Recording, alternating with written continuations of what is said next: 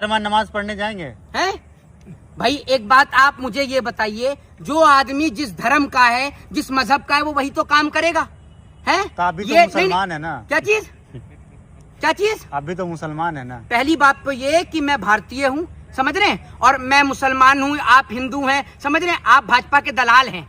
कुर्बानी एक बात देंगे? है, कुर्बानी हाँ बिल्कुल करेंगे। कुर्बानी करेंगे नफरत की, कुर्बानी करेंगे नफरत की, इस देश के अंदर धर्म के नाम के उपवादों की, उन तमाम चीजों की। और दूसरी बात ये समझ गए, गोबर मीडिया के गोबर सड़क छाप पत्रकार, गोबर को च्यवनप्राश समझकर खाने वाले गोदी मीडिया के पत्रकार, इस बात को सुन लें कि ये जो कुर्बानी है ना, ये हिंदू धर्म में भी होती है। ये पहली बात तो ये है कि बंगाल में कौन रो रहा है, ये मुझे आप बताओ। हिंदू रो रहे हैं, व्यापारी क्यों रो रहे हैं? मुसलमान गाय नहीं क्यों रो रहे हैं? अगर बोल रहे पे मोदी मोदी, अब मोदी ने इनकी धो दी तो क्या दिक्कत हो रही है? देखिए एक चीज मैं आपको बता दूं, ये तो सिर्फ भारतीय जनता पार्टी के राजनीति करने का तरीका है और कुछ नहीं है। वरना इस देश के अंदर नमाज पहले भी सड़कों पर हुआ करती थी, और ये नमाज रेगुलर नहीं होती, रोज नहीं होती, सिर्फ साल में 2 बार ईद आती है, एक बार मीठी ईद आती है तो एक बार बकरा ईद आती है। सिर्फ साल में 2 बार ही मुस्लिम भाई सड़क पर नमाज पढ़ते हैं, वो भी इसलिए कि ईद का नमाज का एक टाइम होता है। बाकी दिन की नमाज तो आप कभी भी पढ़ सकते हैं, लेकिन ईद की नमाज का एक टाइम पीरियड होता है कि इस टाइम पर सारे लोग मिलकर एक साथ नमाज पढ़ेंगे, और जब नमाज पढ़ लेते हैं तो एक भाई दूसरे भाई को गले से लगाता है, समझ रहे हैं? तो ये ईद की नमाज तो देश की आजादी से पहले होती थी, देश की आजादी के बाद भी होती है और हमेशा होती रहेगी।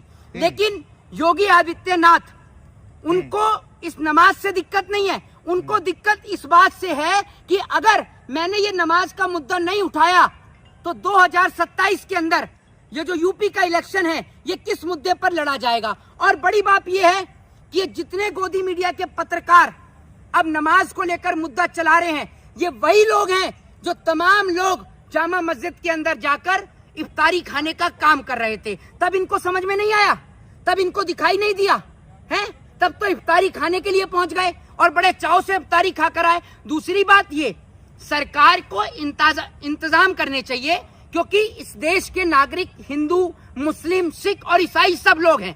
सरकार को इंतजाम करना चाहिए, खाली ग्राउंड में व्यवस्था करनी चाहिए कि भाई जितने भी मुस्लिम भाई हैं, जहां पर मस्जिद में कम जगह है, वो इस ग्राउंड में आकर, इस स्पेस में आकर नमाज अदा करें। क्योंकि नमाज को ये तो है नहीं कि 10 घंटे 12 घंटे की होती है, मुश्किल से 30 से 40 मिनट की नमाज होती है, और उसके बाद सब लोग अपने अपने घर चले जाते हैं। वैसे ईद 3 दिन की मनाई जाती है, लेकिन नमाज लोग एक ही दिन पढ़ते हैं, एक ही दिन अदा करते हैं। अस्पताल जिसको जाना होगा मोदी जी कैसे जाएंगे, बच्चे स्कूल कैसे जाएंगे? हाँ हाँ, जब तुम पैदा हो रहे थे उस वक्त पर, जब तुम डिलीवरी हो रही होगी तुम्हारी, और उस वक्त पर जब गाड़ी निकल कर जा रही होगी, जब किसी नेता का काफिला चल रहा होगा, तब तो तुमने गाड़ी में ही जन्म ले लिया होगा, तब तो दिखाई नहीं दिया होगा। और बड़ी बात ये कि जब नेता मंत्रियों का काफिला जाता है, रोड को जाम कर दिया जाता है, तब तुम्हारी आवाज नहीं निकलती। R24 है, तब तो साइलेंट हो जाते हो, तब तो इनके मुंह से आवाज भी नहीं निकल पाती। और बड़ी बात ये कि जब नेता मंत्री जो अपनी बड़ी बड़ी जनसभाएं करते हैं, वो लोग जो हार्ट के पेशेंट हैं, वो लोग जिनको प्रॉब्लम है, तकलीफ है, उनके घर तक जब इनके भौंपुओं की आवाज आती है, तब उनको भी तो तकलीफ होती है, तब नहीं दिखाई देता। कभी उस पर इंटरव्यू किया है? शर्मा नमाज पढ़ने जाएंगे हैं? भाई एक बात आप मुझे ये बताइए, जो आदमी जिस धर्म का है, जिस मजहब का है, वो वही तो काम करेगा, है? तो आप भी तो ये मुसलमान है ना। क्या चीज? क्या चीज? आप भी तो मुसलमान है ना। पहली बात तो ये कि मैं भारतीय हूँ, समझ रहे हैं, और मैं मुसलमान हूँ, आप हिंदू हैं, समझ रहे हैं, आप भाजपा के दलाल हैं, समझ गए? मैं हिंदू हूँ, मुसलमान हूँ, सिख हूँ, ईसाई हूँ, मैं पहले भारतीय हूँ, समझ गए? और आप भाजपा के दलाल हैं, आप भारतीय नहीं, आप सरकार के दलाल हैं। नमाज पढ़ने जाएंगे? क्या चीज? कुर्बानी देंगे? हैं? कुर्बानी हाँ बिल्कुल करेंगे। कुर्बानी करेंगे नफरत की, कुर्बानी करेंगे नफरत की, इस देश के अंदर धर्म के नाम के उपवादों की, उन तमाम चीजों की। और दूसरी बात ये, समझ गए, गोबर मीडिया के गोबर सड़क छाप पत्रकार, गोबर को च्यवनप्राश समझकर खाने वाले गोदी मीडिया के पत्रकार, इस बात को सुन लें कि ये जो कुर्बानी है ना, ये हिंदू धर्म में भी होती है। ये सुन लीजिए, हिंदू धर्म में भी वो तारा रानी की कथा सुनी है? आपका नाम क्या है वैसे? दीपक। दीपक, इनका नाम दीपक है। इनने इतनी जल्दी धर्म परिवर्तन कर दिया कि इसका नाम जाहिद है, जाहिद से इसने दीपक कर दिया, समझ रहे हैं? इसलिए इसे डर और खौफ कहते हैं। अब सुन लीजिए, तो ये जो हिंदू धर्म में जो तारा रानी की कथा होती है उसमें भी जो है वो बलि का उल्लेख है, पढ़ के देखेंगे तो। दूसरी बात ये है कि मैं आपको एक चीज बता दूं, जो आदमी जिस धर्म का है, जिस मजहब का है, वो उसका सम्मान करेगा। अब भाई हम हिंदू हैं तो हमारे जो त्योहार होते हैं, दिवाली के त्योहार होते हैं, हमारे होली के त्योहार होते हैं, तो हम वो काम करते हैं। अब जैसे होली और रमजान एक साथ आया था, ठीक है, होली और रमजान एक साथ आया तो भाई हिंदू भाइयों ने, अब मेरे बहुत सारे दोस्त मुस्लिम हैं तो मैंने उनको कलर नहीं लगाया क्योंकि भाई वो रोजे से हैं, समझ रहे हैं। तो अब मैं अगर मुसलमानों से ये पूछूं कि तुम होली खेलोगे तो बेवकूफ वाली बात है ना, और आप बेवकूफ हैं, इसमें कोई दोहराई भी नहीं है ना, हूं कर रहे हैं, ठीक है। दूसरी बात ये है कि इस देश के अंदर नमाज, ईद, दिवाली, रमजान ये देश की आजादी से पहले भी मनते थे और हमेशा मनते रहेंगे। इस देश के अंदर नफरत का जहर घोलने वाले इन जैसे पत्रकारों से मेरा आप लोगों से निवेदन है कि सतर्क रहें, सावधान रहें। और बड़ी बात यह है, इनका कोई जाति, कोई धर्म और कोई मजहब नहीं है, इनका किसी मजहब से कोई ताल्लुकात नहीं है, ये समझ लीजिए। ये मुसलमान हैं तो वसीम रिजवी जैसे मुसलमान हैं, और अगर हिंदू हैं तो अंधभक्तों जैसे हिंदू हैं, ये याद रखिएगा। लेकिन सड़क पे जो है नमाज नहीं पढ़ी जाएगी, कांवड़ यात्रा निकल सकती है।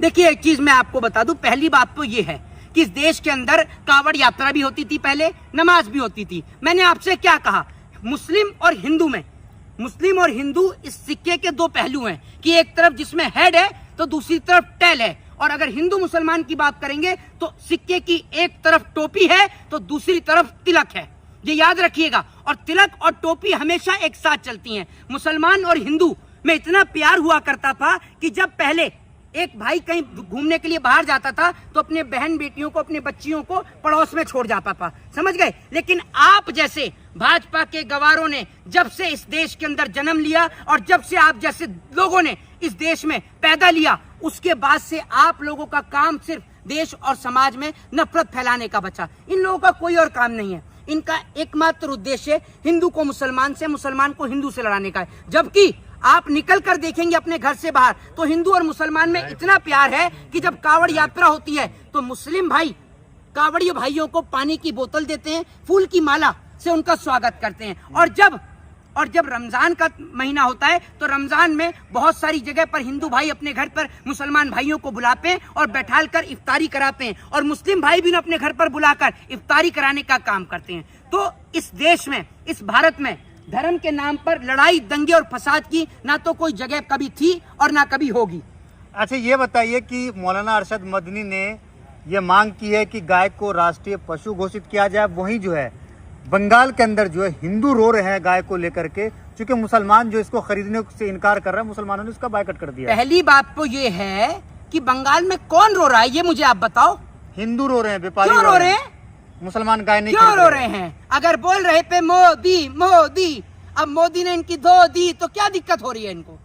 बहुत मोदी मोदी करके वोट दे के आए थे ना, बड़ा सुन के लगता था, इस गोदी मीडिया को देखकर लगता था कि बड़ा विकास की गंगा यूपी में बह रही है, बड़ी तेजी से मध्य प्रदेश न्यूयॉर्क बनता जा रहा है, हरियाणा जो है वो स्विट्जरलैंड बनता हुआ जा रहा है। बन गया ना बंगाल भी, कितना बढ़िया स्विट्जरलैंड बन गया।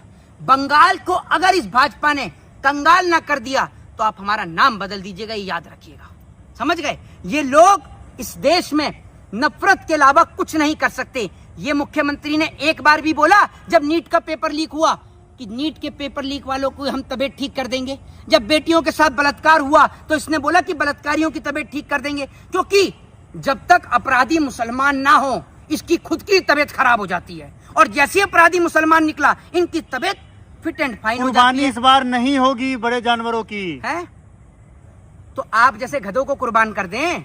आप मुझे ये बताइए, आपको बड़ी दिक्कत हो रही है। इस देश में मुस्लिम भाइयों ने अच्छा निर्णय लिया है, क्योंकि उनको पता है कि अगर जो ये पत्रकार महोदय, समझिए इनकी बात को, मैं आपको बता दूं, अगर इस देश के मुसलमान भाई जो हैं उन्होंने निर्णय ले लिया कि भाई गाय को राष्ट्रीय पशु घोषित कर दो, तो ये जो आपका भाजपा का दलाल साथी है ना, अब इसकी रोजी रोटी कैसे चलेगी? इसकी रोजी रोटी तो हिंदू मुसलमान से चलती है, वरना तो मोदी जी जूता निकाल के इसको देंगे कि अब तेरी हमें क्या जरूरत। जब हिंदू मुसलमान ही नहीं बचा तो गोदी मीडिया के पत्रकार का क्या काम? तो उसकी तो नौकरी चली जाएगी। ये पत्रकार थोड़ी है, ये पत्रकार नहीं है, भाजपा का गुलाम है, ये आप समझिए। मोहित शर्मा इस बार ईद पे क्या खाएगा? बकरीद पे क्या खाएंगे पूछ रहे हैं। क्या चीज? बकरीद पे इस बार देखिए मैं आपको बताऊं, पहली बात तो ये है कि मैं हिंदू हूं और मैं नॉनवेज नहीं खाता, ठीक है। दूसरी चीज ये कि मेरे घर में जो भी चीज बनेगी वो मैं खाऊंगा, लेकिन आपका क्या है? आपके लिए तो चाहे बकरा ही दो, दिवाली हो या रमजान हो, आपको तो 12 महीने सिर्फ गोबर ही खाना है। तो उसके लिए तो क्या ईद और क्या दिवाली, आपको तो गोबर ही पसंद है। गोबर आप खाते हैं और गौमूत्र आप पीते हैं। आपसे समझदार तो गाय का बछड़ा है, समझ रहे हैं? वो अपनी माँ का दूध पीता है और आप गाय का मूत्र पीते हैं। यही अंतर है भाजपा के पत्रकारों में और देश के देशभक्तों में। जय हिंद, जय संविधान।